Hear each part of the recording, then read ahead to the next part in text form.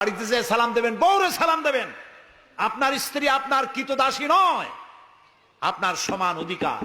তা আপনি সালাম দিবেন। ঘরের মধ্যে মুখ কালো করে ঢুকলেন, বউ কিছু কইল না, আপনিও কিছু কইলেন না, মনে হলো দুইজন বোবা। আপনি ঘরের মধ্যে প্রবেশ করতেছেন, আসসালামু আলাইকুম রহমতুল্লাহ, গৃহবাসীরা তোমাদের উপর আল্লাহর রহমত নাজিল হোক, সুবহানাল্লাহ বলবেন না? আজকেই এই আমল করবেন, বাড়ি যাইয়ে বউরে সালাম দেবেন। তবে যারাদের কোনোদিন দেওয়ার অভ্যাস নাই তাদের একটা সমস্যা হইতে পারে। হঠাৎ করে সালাম দিলে বউ মনে করবে কপালে দুঃখ আছে বুঝে আছে, একটু বুঝাই বলে নেবে। তবে আজকের থেকে সালাম শুরু হবে, ঠিক আছে না ভাই? আজকের থেকে শুরু হবে। বাচ্চাকে বাড়ি থেকে বিদায় করছেন, স্কুলে যাচ্ছে, মা বাবা শিখায় বাই বাই, টাটা, যাই যাই, খাই খাই। একটা কথা হইলো? বাচ্চা বিদায় হচ্ছে, বাচ্চার মাথায় হাত দিয়ে বলেন ফি আমানিল্লাহ, তোমারে আমি আল্লাহর আমানতে ছেড়ে দিলাম। সুবহানাল্লাহ। কিসের বাই বাই টাই টাই? আমরা মুসলমান, এই মুসলিম ট্র্যাডিশন, মুসলিম কালচার বাঁচায় রাখতে হবে যে কোনো মূল্যে। ছেলেদের নাম রাখতে গিয়ে মন্টু, বল্টু, সেন্টু, ডবলু, আকাশ খাতুন, বাতাস বেগম, একটা নাম হইল? আচ্ছা ভাই, আপনি লক্ষ্য করেন তো, পৃথিবীতে কোন ইতিহাস সৃষ্টিকারী মানুষ বল্টু আর মন্টু জাতীয় নাম আছে? পৃথিবীর কোন আলেম, হজরত মাওলানা বল্টু সাহেব এখন ওয়াজ করবেন? এই যে মাজার দেখতে পান, ইনি হচ্ছেন হজরত পীরে বুজুর্গ খানানে খানান সিরাজুস সালিকিন মিসবাহুল আরিফিন হজরত মাওলানা সেন্টু রহমতুল্লাহ আলাইহির মাজার আছে? এরকম নাই। আপনি নাম যত খারাপ রাখবেন, আপনার সন্তান গুন্ডা হবে, বদমাশ হবে, চাঁদাবাজ হবে, জিনাকার হবে।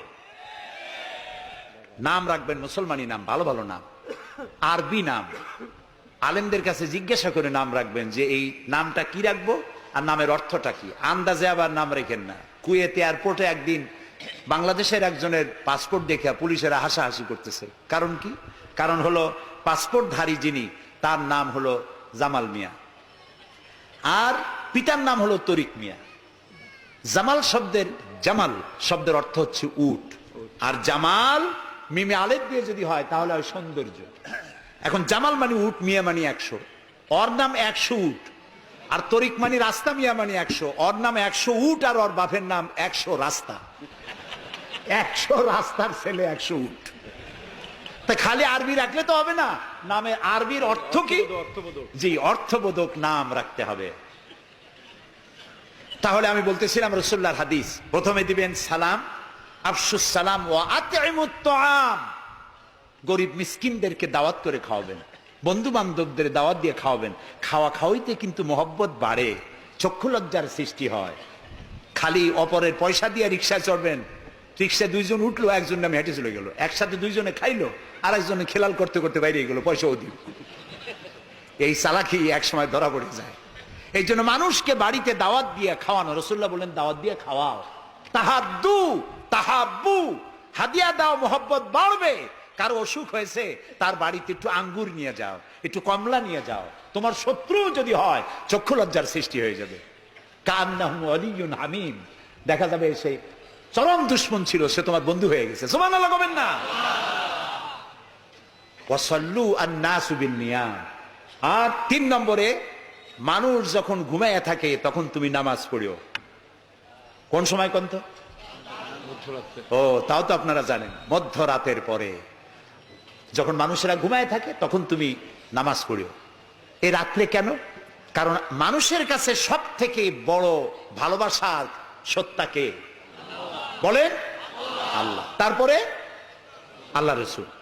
এখন যাকে ভালোবাসি তার সাথে তো প্রেম করতে হবে। প্রেম কি নোটিশ দেওয়া হয়? SMS করে আজকাল হয়। কিন্তু ভালোবাসা বিজ্ঞাপন দিয়ে হয় না, মাইকিং করে হয় না। ভালোবাসা হয় কিসে কন্ত? প্রেম কিসে হয়? লজ্জা করে বলতে, করছেন তো এক সময়। গভীরে, রাতে, অন্ধকারে, একাকিত্বে ভালোবাসা হয়। তো মানুষের সবচাইতে প্রিয় হচ্ছেন আল্লাহ তাআলা, প্রিয়তম। এর থেকে প্রিয় আর মুসলমানদের জন্য কেউ হইতে পারে না। দিনের কোলাহল পূর্ণ অবস্থার ভেতর দিয়ে তুমি তার সঙ্গে আবেগময় কণ্ঠে কথা বলতে পারবা না, এটা আল্লাহ তাআলা জানেন। তাই আল্লাহ তাআলা বলেছেন ওয়াজআলনা নাহারা মাশা, দিন বানাইছি রোজগার করার জন্য, কাজ করো, বসে থাকবা না। ফাইজা কুদিয়াতিস সালাত ফান্তাশিরু ফিল আরদ, নামাজ পড়া হয়ে গেছে, মসজিদে বসে থাকতে পারবা না।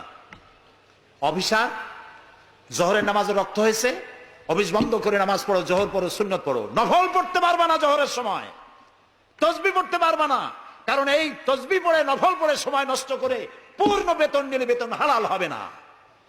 মেডিকেল নিয়ে সুস্থ মানুষ সেল্লা দিতে যাবা, পয়সা হারাম, নেক পয়সা হবে না, হালাল পয়সা কামাই দিতে হবে। সেল্লার নাম বললাম বলে তাবলিগি ভাইরা অসন্তুষ্ট হবেন না, একটা দৃষ্টান্ত দিলাম। আমি তাবলিগি ভাইদেরকে শ্রদ্ধা করি, সম্মান করি, তারাও দ্বীনের কাজ করছে। সুতরাং মসজিদের ভেতরে আপনি নামাজ পড়ে আল্লাহ তাআলা বলছেন কি শোনেন, ফরজ, ফাইজা কুদিয়াতিস সালাত ফান্তাশিরু ফিল আরদ, নামাজ পড়া হয়ে গেছে, বেরিয়ে যাও। কোথায় যাও? দুনিয়ায় যাও, হাটে যাও, বাজারে যাও, কলে যাও, কারখানায় যাও, আদালতে যাও।